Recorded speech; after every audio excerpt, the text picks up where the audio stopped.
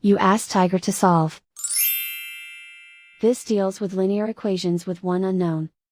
The final result is y equals -24/11. Let's solve it step by step. Simplify the expression. Expand the parentheses.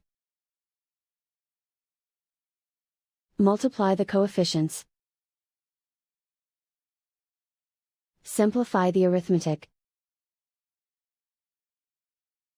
Group like terms. Combine like terms. Group all constants on the right side of the equation. Subtract 48 from both sides. Simplify the arithmetic.